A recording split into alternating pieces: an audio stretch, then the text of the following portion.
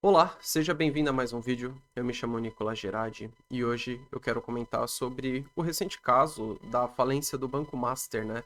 O que aconteceu e depois fazer alguns pontos também sobre o que a gente pode tirar de reflexão sobre isso, né? Então, basicamente explicando de forma simples o que aconteceu nesse caso, o Banco Master, ele veio à falência basicamente porque ele estava oferecendo opções de investimento, opções de crédito muito irreais, muito fora da realidade quando comparadas com outros bancos tradicionais, né? Inclusive fala aqui CDBs irreais, carteira de crédito, né? Então, aqui ele fala a história, eu não vou chegar a comentar sobre isso, né? Mas, por exemplo, aqui, CDBs a juros impossíveis. O sinal de alerta no mercado ficou mais evidente quando o banco passou a oferecer produtos financeiros com remunerações muito acima do padrão. O principal deles era os CDBs emitidos pela instituição, né? E, como explica aqui, o CDB é um investimento de renda fixa em que o investidor empresta dinheiro ao banco e recebe juros em troca, né? Que é justamente atrelado à inflação, né? Você pode escolher se você quer que seja pré-fixado ou pós-fixado ao indicador da inflação, né? E eu, enfim, não vou explicar isso até porque é besteira, né? Nunca recomendaria você deixar seu dinheiro em uma coisa dessa. E eles justamente estavam oferecendo até 180% do CDI. Lembrando que CDI significa que está atrelado 100% com a inflação. Então, se a inflação é 5%, o CDI vai ser 5%. Ou seja, 180% significa que ele estaria 80% apenas acima do CDI, pensando que a inflação é 5%, né? O que sabemos que não é bem assim, né? Mas enfim, e aqui eles fazem até um infograma interessante aqui. Mas eu não vou comentar muito disso porque uh, já chega muito no detalhe e não é o que eu quero comentar aqui.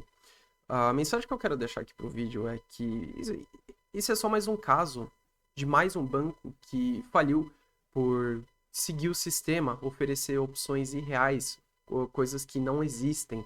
E quando você justamente oferece coisas que não existem, que não são viáveis, que não existem praticamente, é óbvio que a consequência vai vir. É a famosa frase: você pode negar a realidade, mas você não pode ignorar a realidade, mas você não pode ignorar as consequências de ignorar a realidade, né? Então, uma hora ou outra, isso ia bater na porta, né? É, é de praxe. Então, e o ponto que eu quero deixar aqui, isso é só mais um caso de mais um banco falindo. Isso, se você tem um conhecimento, estuda, não só sobre o Bitcoin, que é o tópico que eu mais falo aqui no canal, mas se você tem esse conhecimento de se preparar antes que esses acontecimentos, essas fraudes, esses casos aconteçam, você não vai precisar disso.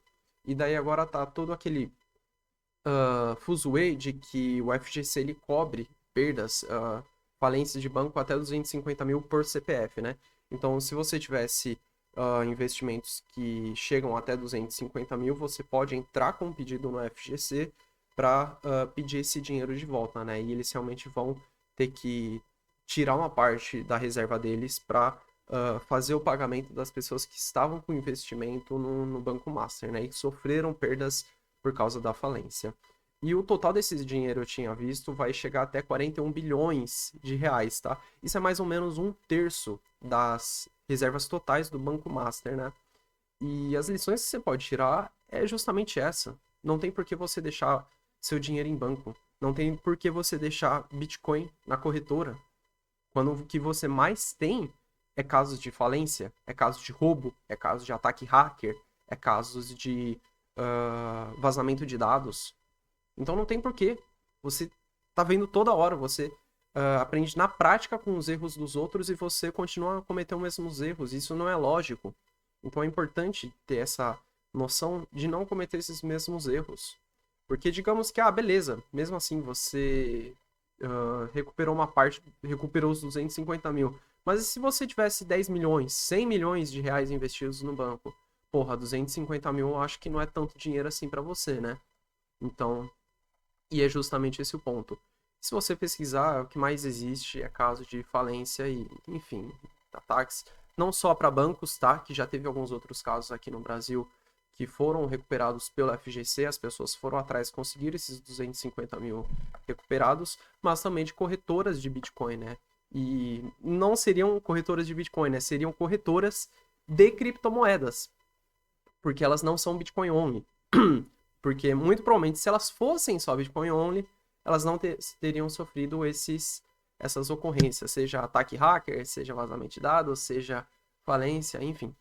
E qualquer coisa que soa muito fora da realidade, como é aqueles casos de corretoras de criptomoedas que ofereciam opções de investimento a, assim, quantidades absurdas ao mês, ao ano, soa como golpe, cheira como golpe, tem cara de golpe, e você acredita que não é golpe, eu acho que então o golpe deve ser você, né? Só pode ser.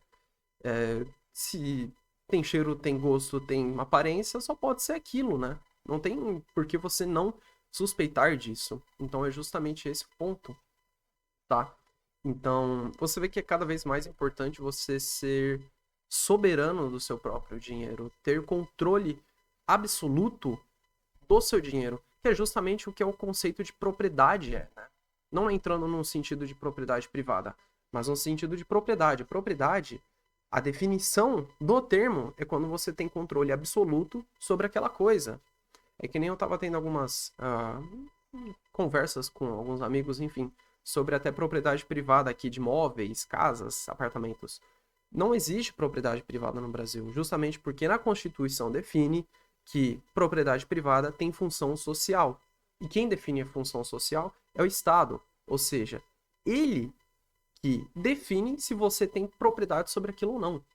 Ele que define se aquela função que você está cumprindo em ter aquela propriedade é certa, é correta, é legal ou não. Então, logo, não existe propriedade privada no Brasil. Porque você não tem controle absoluto sobre aquele imóvel que é seu. E ainda, por cima, você tem que pagar impostos sobre aquilo que, na teoria, era para ser plenamente seu, né? Você ter 100% controle daquilo.